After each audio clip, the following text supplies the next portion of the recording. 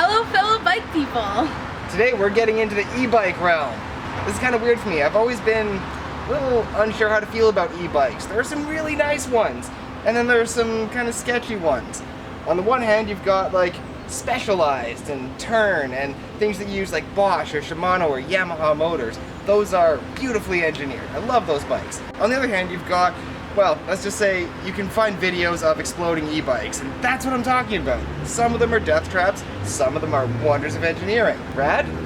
They're really popular. I have no idea how good they are. So we're about to find out. So we have the RadWagon 4 today. I chose this because I want this for shopping, going to Costco, carrying a lot of stuff around with me. Carrying me around with her. Carrying people as well. And now everybody's favorite YouTube thing, unboxing! Yay!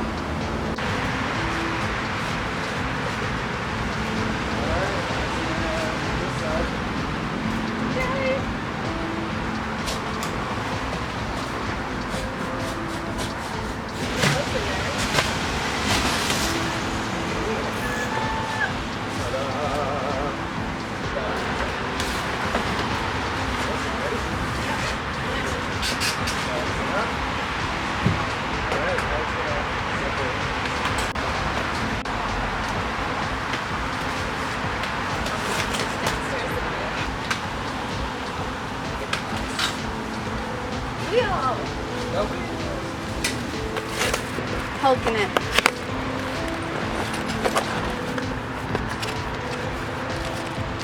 So we got an owner's manual. Told you there's a toolkit. I love that they're all labeled. Pedals, I see a bolt in there, probably for the kickstand. That's our charger. This is our charger, baby. Super easy. Let's get the battery out. Alright, next we're gonna pull the battery. Just a little update, we've got the kickstand on, Brianna got the battery inside to charge while we finish the build, and she's just looking up to make sure that we're doing it right. But, you know, I'm kind of typical bike mechanic. I don't look at instructions most of the time. Let's hope this goes well. First. What do they do first? They did the stem first. Stem first it is. Alright, so we've got the front wheel on. Just about to take a little piece of cardboard off here and install the stem.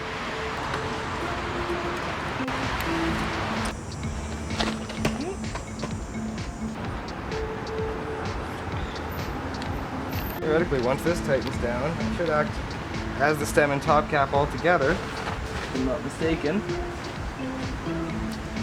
There we go. So that is installed. I'm not tightening that all the way right now, just I'm not tightening the pinch bolts just because I want it loosely on there so we can set everything up. Then we're gonna set up the cockpit properly once Brianna's sitting on the bike. Brianna's getting that front fender installed right now. I gotta say, the manufacturing quality on this bike looks pretty good.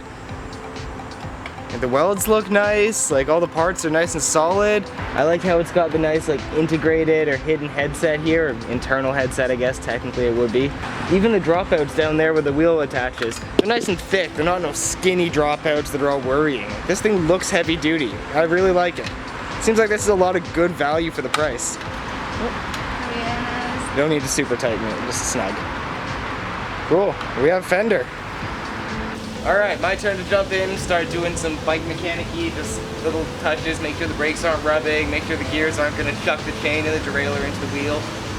Should take me just a couple minutes, but get ready for a time lapse.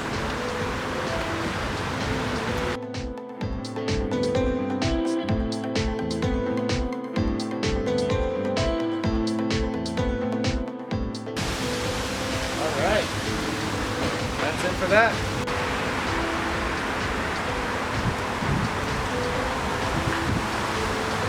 I am back with grease. So, we'll put a little bit of this.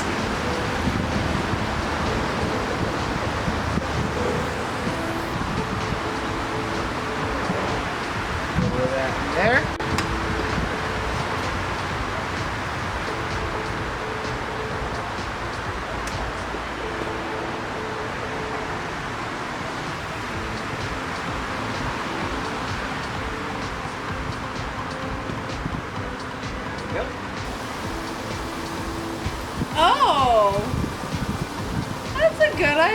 I wouldn't have thought about that. The tricky bit's this one being reverse threaded. You do the same thing, but it looks like it should be unthreading it.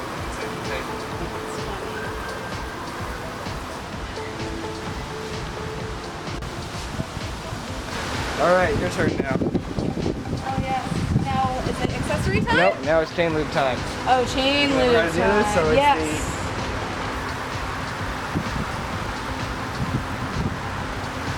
What do you think? Good? Seems fine to me.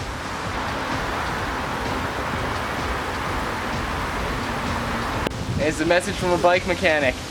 There's lots of brands of bike lubes and greases and cleaners. They're all really good. My favorite is Finish Line. A lot of people say Muck Off. I like Muck Off too. But Finish Line, I don't know, there's just something about it. It's just that little tiny half a step better than all of their competitors. Go for Finish Line stuff. I really like them. Okay, so we set up the seat and the stem and the bar and tighten it all up. So we got the cockpit basically set up. Now we just gotta get some air in the tires and we're good to go.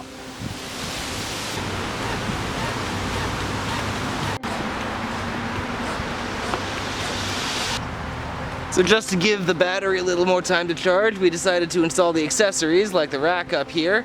And when you do this, the light mounts on the rack itself instead of on the fork.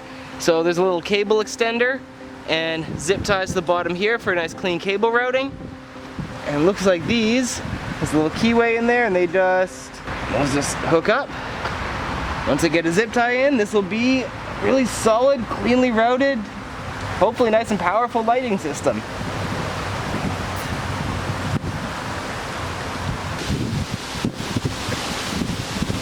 As far as I can tell here, we are removing that first wooden panel to put the padded deck seat on there.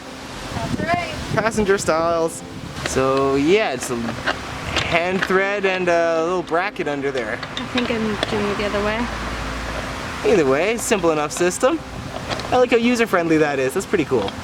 There's also really nice grooves, if you can see on the bottom, that it just sits.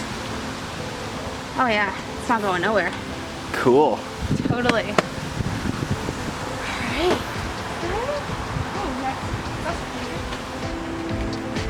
Is that just Velcro? Yep. Yeah, that's easy enough. Yeah, I don't know if it's quite meant to Velcro in there, but it really does work. And it keeps it nice and stable. Party on. So that is our build on the RadWagon 4. Thoughts? I think it was easier than I expected. We seemed to do that in like an hour-ish, including like filming and running up and down the stairs. So I think we did this pretty quickly. Obviously, Peter's mechanical skills came in handy, but... For the most part, in terms of assembling it, it's not that different from your average bicycle. I mean, even the specialized brand e-bikes that I've assembled are a lot more complicated than this is. I mean, with those, you have to plug them into a laptop and update the firmware and everything. This, you basically just plug in a couple wires with really easy to use plugs. And other than that, it's just a normal bicycle, so building it's not that hard. The first time you build it, or if you've never built a bike before, it might be a little tricky, but it's more tedious than difficult. But if you've built a bike before, this is child's play. Yeah, the online videos, stuff put out by Rad and just other YouTubers was really helpful in kind of knowing what to expect. In terms of the bike itself, I am really surprised by the quality of this. Like, for the amount they're charging, the fact that it's an e-bike with a relatively modern battery and motor system and a good quality frame and reasonable quality bike components, the price they're charging, including shipping it to your house, how are they making any money? Like, their margins must be so paper thin. Like, I don't know how they're making any profit, because that bike is way too good of a deal. I mean, we're gonna ride it, so I've got to see how it rides, obviously. Let's ride it. I'm just shocked at how cheap it was for how good of a bike that is. That's gonna be next video, so I'm probably gonna release that in the next day or two. We're gonna film it tonight, so it'll be coming really soon once you're done watching this video. Let's start riding. Let's go. Get it off the kickstand and up the curb. I don't think we're eating dinner before we go. I think we're going for a ride right now, apparently. We're finding food on the road. All right. Let's go.